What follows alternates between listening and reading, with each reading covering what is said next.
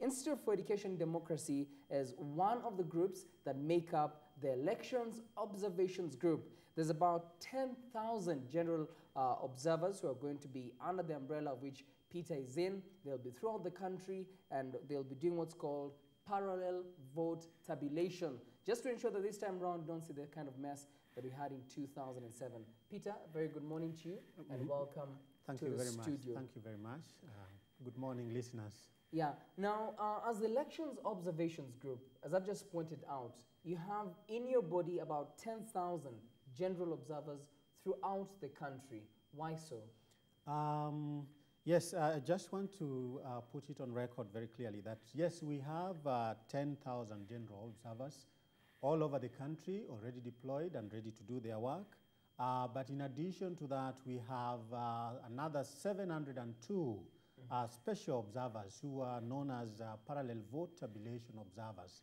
And above this, we have over 600 supervisors, many of whom are already at the constituencies, watching over the process and coordinating work and making sure that our observers are on the ground and ready to watch over the process.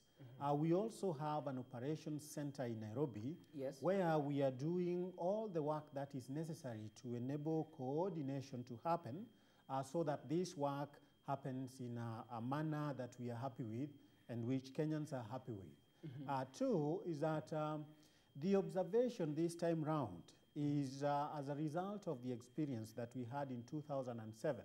Yes. We saw quite a lot of problems, a lot of violence that came out of the elections, more particularly because people were not happy with the outcome, the results themselves. There were a lot of controversies around the results. And you remember very well that when results were being transmitted at KICC, you recall these statements like, oh, we don't know what is happening with the results, or perhaps something is happening, or people don't know. And that, again, made people become extremely anxious because they didn't know. And ultimately, when the results were announced, and people did not have faith in those results. Exactly. There was nowhere else they could turn to in terms of helping them to get the confidence and to verify those results. So that's what you want to counter this time around? Absolutely. This is what we are looking at this time around, that we are forming ourselves as a citizens' initiative. Election observation, we recall, all of us should know, is not just something which is done for the sake of it. Exactly. It is done because we are Kenyans, we are citizens, and as citizens, we are one of the greatest stakeholders in the electoral process, in elections. And therefore, we have the responsibility to provide oversight, to watch over this process so that we as Kenyans are happy with our own processes. Exactly. This is why we are doing this. And this time round, we want to tell Kenyans that they shouldn't have to worry because we have put in place a methodology that will enable them to verify the outcome that they will see. Tell us about the methodology that you have in place. We have three methodologies that we will be using for observation this time round. One is what you've talked about, the general observation methodology. And this is where we have already deployed 10,000 observers.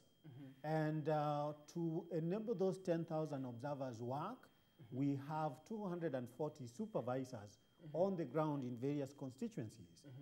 In addition to that general observation methodology, we have what you have described as the parallel vote tabulation methodology, in short called PVT, or the quick count.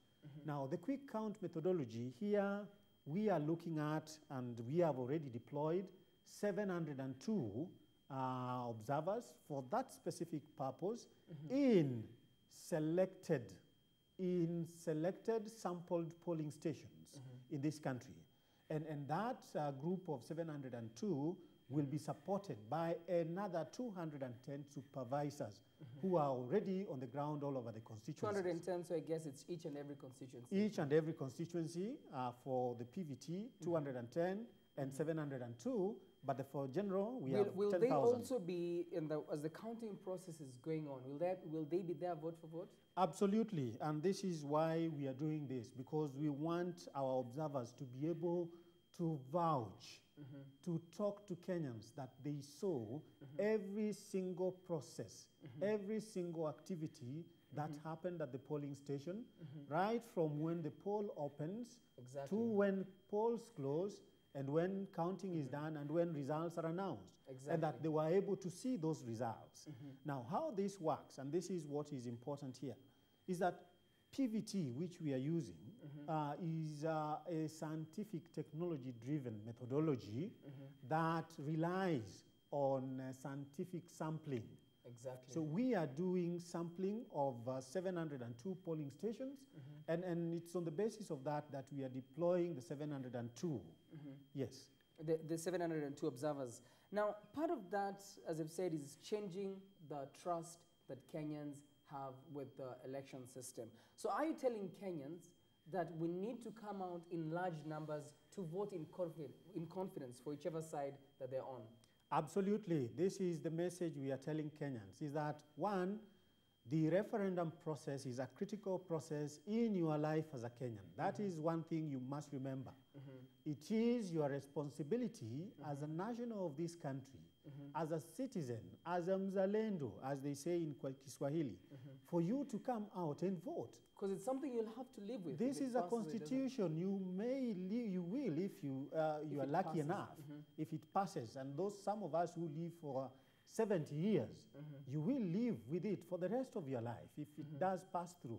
You know, whichever side it goes, you'll whichever have to live side with the it outcome. goes, you will have to live with the outcome. And this is what is important. So our role as citizens is that we must be able to know that participating in democracy is as good as going to your garden to dig and harvest your food. Well, indeed, Peter, even as we said earlier on, viewers, we want to welcome you to the show officially. We have, as you can see there on the screen, we've opened up our phone lines.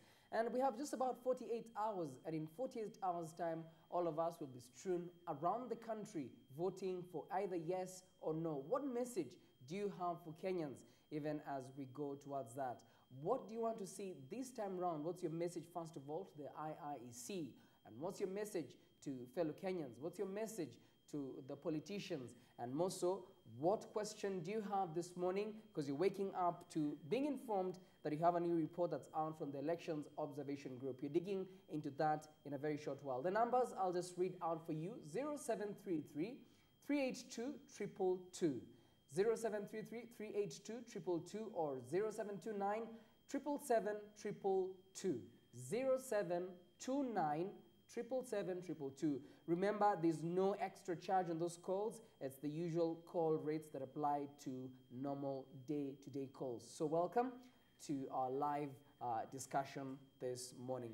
So let's get into the report that you came out with. And I like the way you segmented it. You're looking at different aspects in a comparative basis, comparing 2007 and now. And one of the things that you looked at is the whole issue of violence. What is your findings on the issue of violence and, God forbid, the possibility of that?